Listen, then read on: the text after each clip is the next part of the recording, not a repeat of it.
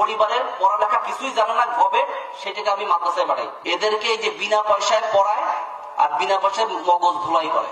রাস্তার পাশে টেবিল নিয়ে বসে যে দান করেন, কোরবানির চামড়া দান করেন, অমুক দান করেন। এইসব দান করে আমরা কি সৃষ্টি করছি? পড়ালেখা কিছুই জানে না, গবেট সেই ছেলেকে নাকি মাদ্রাসায় পড়ায়। এটা হচ্ছে একজন পুলিশের এসপির কথা। এই কথার জন্য তো ওনার ধর্মীয় অনুভূতিতে আঘাত হানার জন্য মামলা দেওয়া উচিত। আজকে যে হুজুরদেরকে আমরা একটা কথা বলবো, যে মাদ্রাসার ছাত্রদেরকে যে জঙ্গি বানানো হচ্ছে এবং ওই মুজিব কোট পাঞ্জাবি পরিয়ে যে আজকে তাদেরকে যে আপনার কি বলবো যে অন্যায়ভাবে হয়রানি করা হচ্ছে, যে ভাস্কর্য ভাঙচুরের ইস্যুর মতো ঘটনাকেও আজকে ইসলামী মূল্যবোধের হুজুরদেরকে জড়ানো হচ্ছে। এই বিষয়ে তো হুজুরদের মামলা করা উচিত। এই যে আজকে একজন পুলিশ কর্মকর্তা, সরকারি কর্মচারী যেভাবে বলছেন যে গবেট যে ভালো পড়ালেখা জানে না তাকে নাকি মাদ্রাসায় দেওয়া হচ্ছে, এইভাবে তারা মাদ্রাসা শিক্ষা নিয়ে আজকে বিদ্বেষ ছড়াচ্ছে, যেমনটি ছড়াচ্ছে আওয়ামী লীগের মধ্যে থাকা কিছু প্রগতিশীল নামে ভণ্ডরাও আজকে রাস্তায় বসে বসে নাকি চামড়া উঠায়। আরে ভাই, রাস্তায় বসে বসে চামড়া উঠায় এটা বললেন, কিন্তু হুজুররা যে গিয়ে কোরবানি দেয় এটার কথা বললেন না কেন? হুজুররা যদি কোরবানিটা না দিয়ে দিত তাহলে 90% লোকের কোরবানি তো বিশুদ্ধই হতো না। ওরা তো আল্লাহু আকবার সই করে পড়তে পারে না। দেশের গরিব গরিব অসহায় বাচ্চা কাচ্চাদের পড়াচ্ছে মাদ্রাসায়। এরা তো ভালো কাজ করছে, এরা তো ভালো কাজ করছে। আসেন, আপনারা আসেন, কংগ্রেচুলেশন, আপনাদেরকে স্বাগতম জানাচ্ছি। এই সবগুলো অনাথ অসহায় এতিম বাচ্চাদের দায়িত্ব নেন, আমরা এই দায়িত্ব ছেড়ে দিব, অসুবিধা নাই। আপনারা পড়াবেন না, দায়িত্ব নেবেন না, খাওয়াবেন না, এই গরিব গোরাবাদের বিরুদ্ধে আবার বড় বড় কথা বলবেন। আপনারা শুধু ইসলামের দুশমন না, রাষ্ট্রের গরিব অসহায় মানুষদেরও দুশমন, মানুষদেরও দুশমন। আমরা নাকি আপনাদের টাকা তুলে তুলে খাই। মজার বিষয় হলো আমরা আপনাদের টাকা তুলে আপনাদের বাচ্চাদেরকে খাওয়াই, ওরা আপনাদের টাকা তুলে সুইজারল্যান্ডে বাড়ি বানায়। আমাদের বিরুদ্ধে অভিযোগ আমরা নাকি আপনাদের চান্দায় চলি। হ্যাঁ, আমরাও চান্দায় চলি, তোমরাও চান্দা চলো, তবে চান্দা চান্দা তুই চান্দা। আমাদেরকে দিয়ে বলে হুজুর অল্প দিয়েছি মাফ করবেন, তোমাদেরকে দিয়ে বলে জালেম আল্লাহর গজব বড় আমার কাছ থেকে নিয়েছে। চান্দা চান্দা তুই চান্দা। মাদ্রাসায় যারা পড়ে তাদের সকলকে নির্বিচারে গবেট বলে গোটা বাংলাদেশের লক্ষ লক্ষ মাদ্রাসা কোরআনের শিক্ষার্থীদেরকে উপহাস করেছেন। এটি আইনের পোশাক পরিহিত কোনো দায়িত্বশীলের কাছ থেকে এদেশের মাদ্রাসার সন্তানরা কোনোভাবেই কামনা। সরকারকে এত দুর্বল মনে করবেন না, মৌলবাদী চক্র একদম হাত কিন্তু ভেঙে দেবো। আপনি কার সাথে যুদ্ধ করতে চান?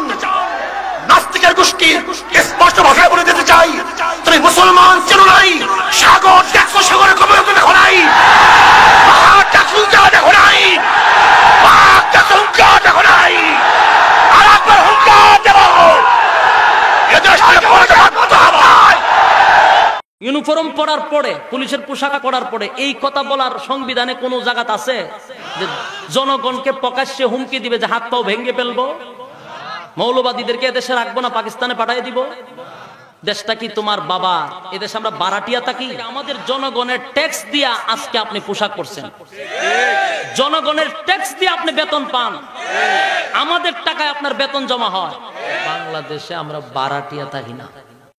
সকালবেলা যে খবরের কাগজের দাম হয় 15 টাকা, সকালবেলা যে খবরের কাগজ, যেখানে আপনারা সারা দুনিয়ার খবর শুনেন, যে কাগজ, এই কাগজের দাম হয় 15 টাকা। এই কাগজ কিনে নিয়ে আসেন ঢাকা থেকে, তার গাড়ি থেকে এয়ার কন্ডিশন। বিকালবেলা এই খবরের কাগজের 1 কেজির দাম হয় 10 টাকা। তার অবস্থান থাকে ভ্যান গাড়ির পিছনে আর শুটকি বাঁধার কাজে। বুঝা গেল সময় ফুরিয়ে গেলে তোমার কোনো দাম থাকবে না। মনে রাখবেন, এই দিন নয়, আরো দিন আছে। এখনো যদি অন্যায় যা করেছেন আপনারা মাথা পেতে স্বীকার না করেন, আজকে 30 লক্ষ যুবক আর 3 লক্ষ মসজিদের ইমাম আপনাদেরকে জুতো পেটা করে সাইজ করে দেবে। আপনি প্রজাতন্ত্রের একজন কর্মচারী হয়ে এদেশের জনগণকে গালি দিতে পারেন না, অবজ্ঞা করতে পারেন না, তাদের হাত ভেঙে দেওয়ার কথা বলতে পারেন না। এটা পুলিশের কোনো আইনে নাই, এটা রাষ্ট্রের কোনো আইনে নাই। যারা রাষ্ট্রের বা প্রজাতন্ত্রের কর্মচারী হয়ে, পুলিশ হয়ে কোন পাবলিক প্লেসে মাইকের ভিতরে জনসম্মুখে জনগণের হাত ভেঙে দেওয়ার কথা বলে, এরা রাষ্ট্রবিরোধী, এরা সংবিধান বিরোধী। একজন এসপি তিনি বক্তব্য দিচ্ছেন নাকি ছাত্রলীগের সেই কোনো বুইফোর নেতাকর্মী আমি বলবো যে বক্তব্য দিচ্ছেন, এটির সাথে আমি আসলে মিলাতে পারলাম না যে একজন এসপির বক্তব্য এরকম হয় কিভাবে। যিনি বক্তব্য দিচ্ছেন আপনার কি হাত ভেঙে দেবেন, মানে ক্যান ইউ ইমাজিন যে পুলিশ হাত ভাঙার হুমকি দিচ্ছে? উল্টা পাল্টা করবেন, হাত ভেঙে দিব, জেল খাটতে হবে। একেবারে চুপ করে থাকবেন, বাংলাদেশের ইতিহাস, বঙ্গবন্ধু স্বাধীনতা নিয়ে কোনো প্রশ্ন করতে পারবেন না, চুপ করে নিজের জীবন যাপন করবেন। You are welcome to go your পেয়ারা পাকিস্তান। আমি জানি না সে কে, সে যদি দায়িত্বরত এসপি হয় তাহলে একজন ভদ্র এসপি কোনোদিন এই ভাষায় ব্যবহার করতে পারে না। এটা একটা নিকৃষ্ট সন্ত্রাসীর ভাষা, ঠিক কিনা? এটা কোনো দায়িত্বশীলের ভাষা নয়। যদি সে এরপরে ওই কথা বলে, তোবা না করে ফিরে না আসে, তো আমি বলবো তুমি 3 দফা দিয়েছ। আমাদের দাবি, মুসলমানদের দাবি, এই দেশের 17 কোটি মুসলমানের ইমানের দাবি, তুমি এই দেশে মুসলমান হয়ে থাকলে থাকো, অন্যথায় তুমি ভারতে চলে যাও, ভারতে চলে যাও, ভারতে চলে যাও। তিনি যেই কথাটি বললেন, ধরেন অনেক কথা বলেছেন, কিন্তু তার মোটা দাগে মেসেজ ছিল এটা যে 3টা সতর্ক দিয়েছেন যে হাত ভেঙে দেওয়া হবে, জেলে ভরবেন। জেলে পুলিশ আজকে ভরছে মানুষকে কোনো অভিযোগ ছাড়াই, ভিত্তিহীনভাবে বিরোধী দল করার কারণে, আওয়ামী লীগের বিরোধিতা করার কারণে অসংখ্য মানুষকে জেলে ভরছেন মিথ্যা মামলা দিয়ে, নাশকতার মামলা দিয়ে। মানুষ এক জায়গায় আপনার পারিবারিক প্রোগ্রামে মিলিত হলে বলছেন যে জামাত শিবিরের লোকজন মিলিত হয়েছে। আর জানাজা আমি আমার বাবার জানাজা আমি নিজেই পড়াইতে পারি, আপনাদের মৌলবাদীদের কোনো কাজে লাগবে না। ওই যারা মনে করে যে আপনাদের ছাড়া কিছু হবে না, তারা কিন্তু আপনার রাজ্যে বসবাস করছেন। আপনার বাবার বিবাহটাকে বৈধ করেছিল এই দেশের উলামায়ে কেরাম, প্রশাসনের এসপি ভাই। আপনার বাবার জানাজার নামাজের ইমামতি আপনি করাইবেন, কিন্তু আপনার তো দাড়ি নাই, আপনার তো সুন্নতি লেবাস নাই, আপনি তো হালালের টাকা কয় টাকা খেয়েছেন এই দেশের সাধারণ মানুষ আপনাদের সম্বন্ধে ভালো করে জানে। আমরা জানি যারা ঘুষ নিয়ে এই দেশের মধ্যে চলে তাদের পিছনে এক কাদা চলে না, ঠিক কিনা জোরে বলেন? আপনি আপনার বাবার জানাজার নামাজ ইমামতি করতে পারেন, কিন্তু এই দেশের সাধারণ ইমানদার মুসলমান আপনার পিছনে এক কাদা করবে না, ঠিক কিনা জোরে বলেন? যদিও এক কাদা করে জানাজা হয়, আপনি আপনার বাবারটা বললেন, কিন্তু আপনি মরে যাওয়ার পর আপনার জানাজার নামাজের কোনো ইমামত লাগবে কিনা, ইমামের প্রয়োজন লাগবে কিনা জোরে বলেন?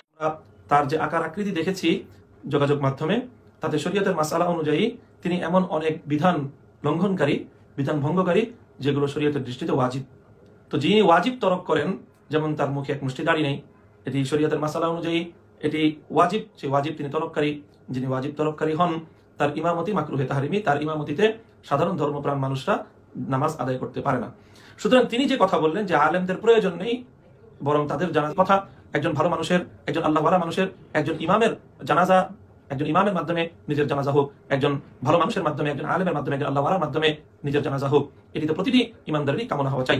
সুতরাং তিনি এই কথাগুলো বলেছেন, যেটা আমার মনে হয় যে বাংলাদেশের কোনো পুলিশ এবং কোনো আইন শৃঙ্খলা রক্ষাকারী বাহিনীর সদস্য তার এই কথার সাথে একমত হবেন না। এবং এই আত্মঘাতী কথা এটি কোনো মানুষ বলতে পারে না। জানাজা এটি হাসি তামাশার বিষয় নয়, বরং জানাজা অবশ্যই অত্যন্ত গুরুত্বপূর্ণ একটি বিধান, একটি নামাজ, এবং এই নামাজের ইমামতির জন্য ইমামতের যে যোগ্যতার প্রয়োজন, সেই সকল যোগ্যতার মধ্যে অবশ্যই কোনো ওয়াজিব তরক না করা এটি একটি যোগ্যতা। আর প্রকাশ্য যিনি ওয়াজিব তরক করছেন তিনি কিভাবে এই কথা বলতে পারেন, সেটি আমাদের বোধগম্য নয়। এই যে যারা এখন বক্তব্য দেয়, ফতোয়া দেয়, তাদের বাপ চাচারা কি করতে দেখেন তো? তাদের বাবা তো স্বনামধন্য রাজাকার ছিলেন। কোন আলেম ওলামা মুক্তিযুদ্ধের বিরুদ্ধে বলেছে, অথচ আলেম ওলামাদেরকে আপনারা জঙ্গি, জামাত, শিবির, রাজাকার বানিয়ে দিচ্ছেন, গালিগালাজ করছেন। তো বাঙালির জাতির পিতা মানতে কিছু লোকের এত কষ্ট কেন? এবং আপনি যেই কথাটি বললেন, আর এটা তৈলবাজির কথা। আজকে বঙ্গবন্ধু প্রেমিক হয়েছেন আপনারা। 75-এ যখন বঙ্গবন্ধুরকে নির্মমভাবে হত্যাকাণ্ড করা হলো, আজকে আপনার মতো প্রেমিকের, আপনার তখন উত্তরসূরির আপনার বাপ দাদারা কোথায় ছিল? বঙ্গবন্ধু হত্যার প্রতিবাদ করেছিল।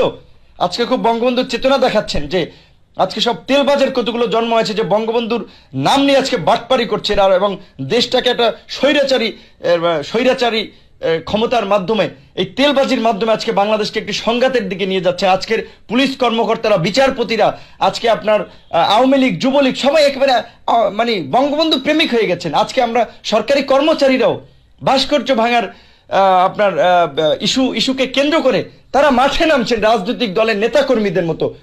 এইটা কি সরকারি কর্মচারী কর্মকর্তাদের কাজ, আওয়ামী লীগের দালালি করা?